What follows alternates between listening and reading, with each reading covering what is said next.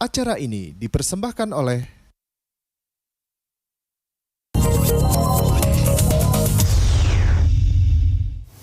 Baik, kita lanjutkan lagi perbincangan kita, masih ngobrol-ngobrol soal pajak. Pajak itu harus dibayar, satu. Yang kedua, harus dilaporkan. Ini dia. Banyak yang diem-diem baik, aduh jangan dong ya kan. Nanti pertama yang rugi kita sendiri kalau pajaknya nggak dibayar. Yang kedua, kalau nggak dilaporkan, nanti sistem pengawasannya pun akan lebih panjang tentunya ya. Nah, oke, kalau begitu langsung saja kita kembali lagi mengenai e-filing. Jadi berarti e-filing ini tidak sulit lah Pak ya, selama ada e-filingnya. Betul. Nah ini dia banyak karena yang namanya ngisi lapor SPT ini setahun sekali aja gitu ya.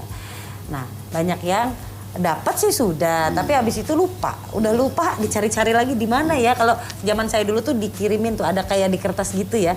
Nah dan itunya hilang. Terus jadi setiap tahun saya pasti akan nanya lagi sama mbaknya, Mbak, ini saya FV-nya hilang, nanti dibantu lagi. Nanti tahun berikutnya gitu lagi. Nah sebetulnya untuk pemirsa di rumah mungkin bisa dijelaskan kalau misalnya mau mengisi SPT dari rumah terus EVIN-nya lupa, itu gimana itu Pak? Harusnya sih nggak lupa ya. Karena ini kan kalau saya pribadi itu nomor ini saya taruh di HP. Jadi ada tulisannya, begitu saya ketik EVIN ya muncul lah nomor di itu. save gitu ya? Di save. Tapi nggak usah khawatir juga untuk wajib pajak yang EVIN-nya lupa atau gimana sih naruhnya ya. Kita bisa masuk ke websitenya DJP, www.pajak.go.id. Nah nanti di sana bisa ditanya secara elektronik ya, bisa dilihat EVIN saya nomor berapa sih gitu. Yang penting kita tidak lupa alamat email kita. Gitu. Oke. Kan kadang-kadang wajib pajak emailnya aja lupa gitu iya, ya, betul. terus Email, bagaimana? Nah betul. itu, tapi nggak apa-apa juga. Kalaupun memang lupa semuanya, tinggal datang lagi ke kantor kita, minta nomor EVIN lagi, masih bisa dibantu. Dan datang ke kantor pajak itu untuk minta nomor EVIN, untuk melakukan pelaporan. Kalau untuk bayar pajak gimana nih Pak?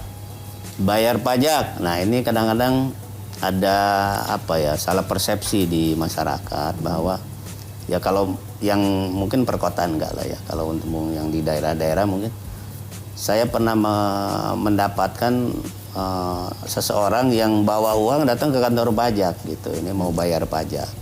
Nah, padahal bayar pajak itu dibayar di bank persepsi, jadi kantor pajak tidak menerima pembayaran pajak. Tuh, jangan salah ya.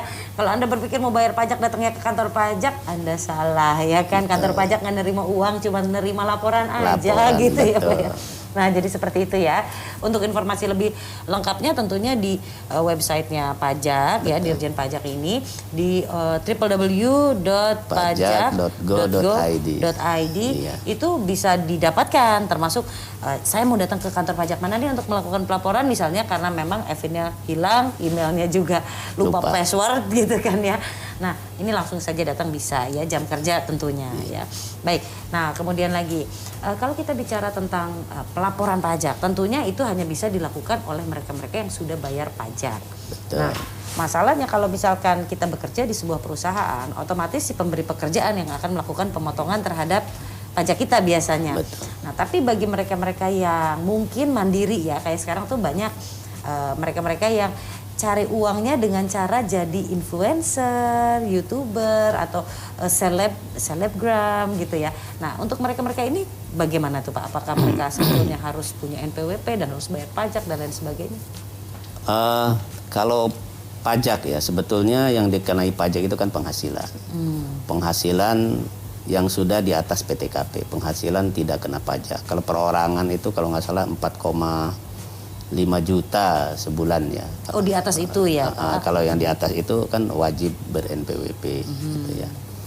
Nah karena sistem kita adalah self-assessment seperti tadi yang saya sampaikan di awal, jadi wajib pajak yang merasa saya sudah punya penghasilan nih, ya tinggal kesadaran yang bersangkutan untuk mendaftarkan ke DJP untuk memperoleh NPWP gitu. Jadi apakah mereka kena pajak? Sepanjang punya penghasilan harus bayar pajak. Tetap harus bayar pajak. Harus dan bayar itu pajak. Kira-kira nih kan kadang-kadang ya, karena kalau untuk pekerja lepasan seperti itu Pak ya, ini sekarang bulan ini dapat satu pekerjaan, nilainya di bawah 4, sekian misalkan gitu. Baru bulan depan dia dapat pekerjaan misalkan 5 kali yang angkanya di atas itu. Nah, dasar penghitungannya ini apakah setelah diakumulasi setahun atau per bulan atau gimana nih? Karena dia merasa saya kemarin bulan kemarin nggak sampai 4 juta kok. Nah begitu tuh. Jadi saya nggak perlu punya NPWP, gimana tuh Pak? Jadi penghasilannya dalam setahun, Mbak. Dalam setahun. Di total dalam setahun yang bersangkutan penghasilannya berapa gitu ya. Oke. Ya dari sana baru dihitung. Kalau di bawah 4,8 berarti kan mereka akan terkena yang PPH. Kalau waktu itu sih kenanya pernah sekarang 0,5% dan dengan ada insentif dari pemerintah sampai dengan bulan Juni nanti mereka sementara ini dibebaskan. Oke. Nah, tetap mereka harus mendaftarkan diri sepanjang punya penghasilan itu aja. Sepanjang punya penghasilan ya. Nah, kalau enggak nih, karena ya tadi ya kan, karena merasa tidak ada yang mengawasi ya kan, tidak ada juga yang melakukan pemotongan dan lain sebagainya. Kemudian mereka jadinya udah saya nggak perlu punya NPWP gitu kan. Terus saya juga nggak perlu bayar pajak. Nah, kira-kira bakal ketahuan dan akan ada sanksinya atau enggak sih Pak?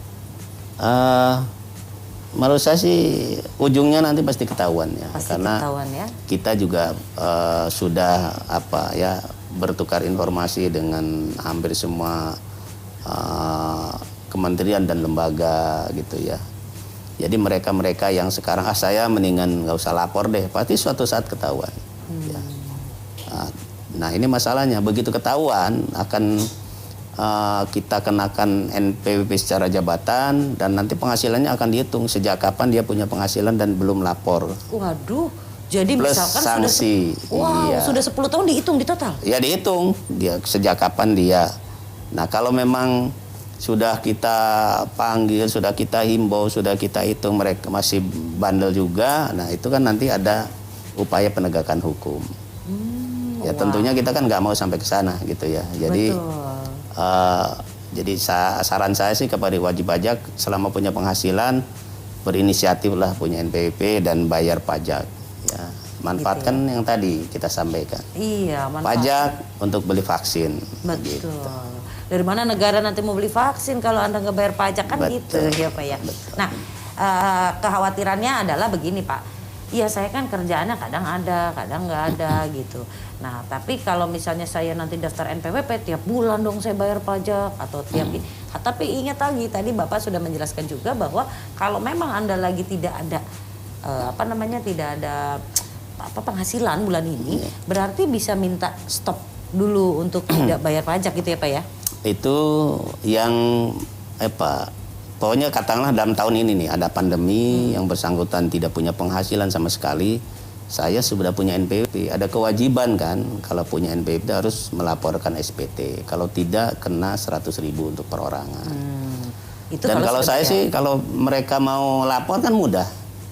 Mudah sekarang bisa pakai e-filing, mudah walaupun isinya nanti nihil gitu. Tapi kalau yang bersangkutan, saya repot kalau harus ngisi SPT, ya silakan datang ke kantor pajak minta sementara dinonefektifkan karena tidak punya penghasilan. Bisa begitu, jadi jangan pikir kalau misalnya punya NPWP itu bakal terus harus bayar pajak dan terus harus keluar uang padahal nggak ada pendapatan, nggak gitu juga ya. Baik, jangan lupa juga untuk Anda saya informasikan ada yang namanya kring pajak. Kalau bingung-bingung soal e-filing, bingung-bingung soal e-fin, mau tahu informasi lebih lanjutnya langsung aja telepon di 1.500 200 atau saya ulang ya 1.500 200. Anda juga bisa cek di websitenya ya Dirjen Pajak yaitu di www.pajak.go.id. Baik, kita nanti akan lanjutkan lagi ya Pak ya perbincangannya. Dan tentunya pemirsa kita masih akan ngobrol-ngobrol juga. Kenapa sih Anda harus melaporkan SPT ya kan? Padahal nih saya lagi nggak ada penghasilan, tetap aja harus lapor. Kenapa? Nanti kita cari tahu setelah yang berikut ini.